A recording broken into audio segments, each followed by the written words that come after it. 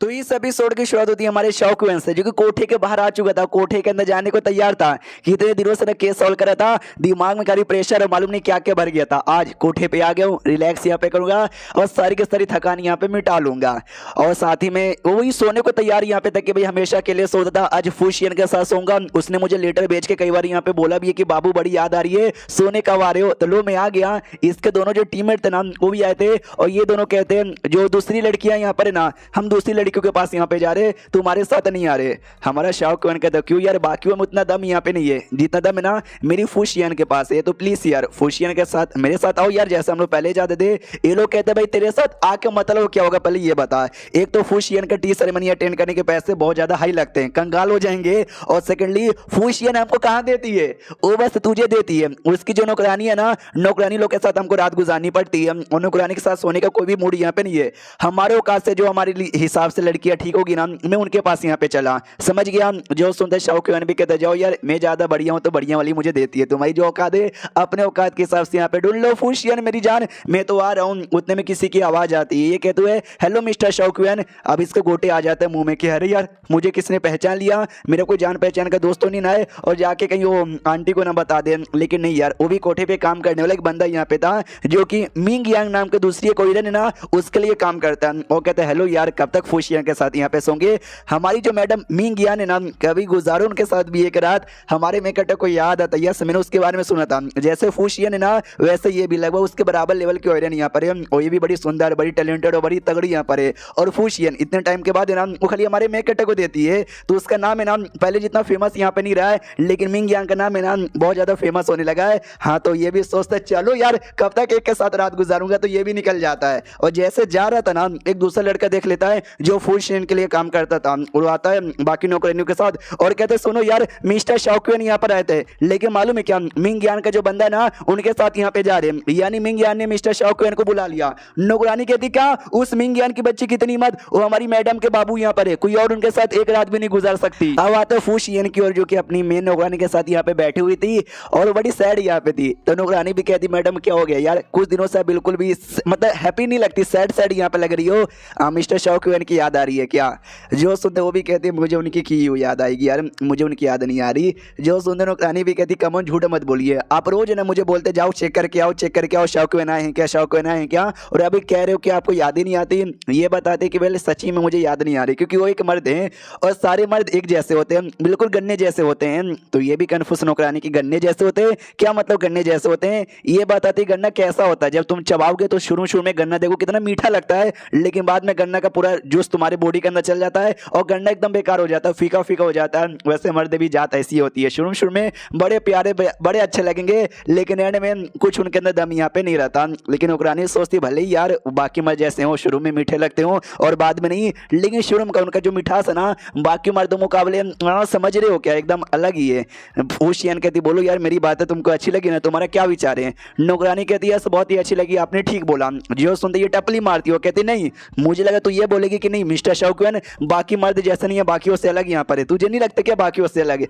ये भी कहती है मैडम गजब ही हो, पहले खुद ही कहती हो कि बाकी मर्द जैसे हैं, बाद में खुद ही कहती हो कि बाकियों से अलग है। हाँ लेकिन बाकियों से थोड़े तो अलग यहाँ पर है, वो काफी जेंटल यहाँ पर है। बाकी मर्द हमको कोठी वाली समझ के बस रात गुजार के निकल जाते, लेकिन कभी भी हमको मतलब ऐसा बराबर औकात नहीं देता, हमको हमेशा नीचा दिखाते हैं। मिस्टर शौकवेन ऐसा नहीं करते। हाँ लेकिन जब उनका ध्यान बाकी औरतों पे जाता है ना, हाँ तो ठरकपन उनका भी निकल जाता है। हाँ तो ठरक के मामले में वो बाकी मर्दों जैसे ही है, ये बात तो आप भी मानोगी। फुशियन कहती हाँ क्या करे आदमी ठरके ही होते हैं। फिर नौकरानी ये भी कहती है आपको सुनने में आया क्या कि 2-4 दिनों से कोई प्रिंस यहाँ पे आ रहे, बड़ा कमाल कमाल का पोयम यहाँ पे बोल रहे हैं और लड़कियों की इंप्रेस यहाँ पे करे। आई डोंट नो ये कौन से प्रिंस यहाँ पे आ गए, हो सकता है अगर आपको याद होगा सारे प्रिंस और प्रिंसेस मिलकर पार्टी मना रहे थे। हमारे शौकवेन ने एक पोयम बोला था, शायद उसी पोयम को कॉपी करके ये लोग यहाँ पे बोल के सारी लड़कियों को इंप्रेस करे होंगे। उतने में दूसरी नौकरानी आती है और आते कहती मैडम मैडम मैडम मिस्टर शौकवेन यहाँ पर आए हैं। तो थोड़ा सा एटीट्यूड में कहती है कि जाओ एक काम करो उनको बैठा के रखो, इतना आसानी से बाहर नहीं आने वाली, बड़ी अजीब आदमी है, मजे करने का मन होता तो आ जाते और अचानक से गायब हो जाते,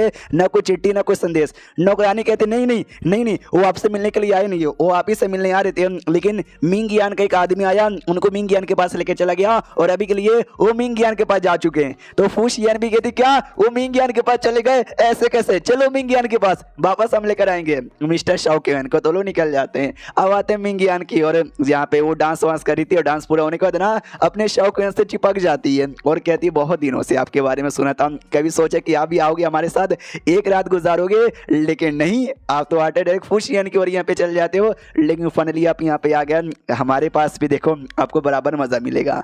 हमारा शौक भी देखते कि इसकी जो औकात है ना फुशियन के बराबर है। और जब फुशियन के साथ पहली बार आया था उस समय भाई इतने पैसे नहीं थे मेरे पास, हालांकि पैसे अभी भी उतने नहीं है, लेकिन मेरे को इनाम मिला था जिस इनाम में बहुत सारे सोने के सिक्के मेरे पास बचे हुए हैं, उन्हीं को यूज मैं यहाँ पे करूंगा मजे के लिए भी और सारे कामों के लिए। उतने में इसका नौकर आता है वो कहता है मैडम वो फुशियन प्लस उसकी सारी नौकरानी आ रही है। हमने रोकने की भी कोशिश यहाँ पे की लेकिन वो नहीं रुकी। जो सुनते मिंग यान भी हमारे मेकअप टेस्ट से कहती है कि वाह यार लगता है जो है ना वो कुछ ज्यादा ही आपसे लव करती है, कि जैसे खबर यहाँ पे मिली कि आप मेरे पास हो, वो भी भागते भागते यहीं पर आ गई।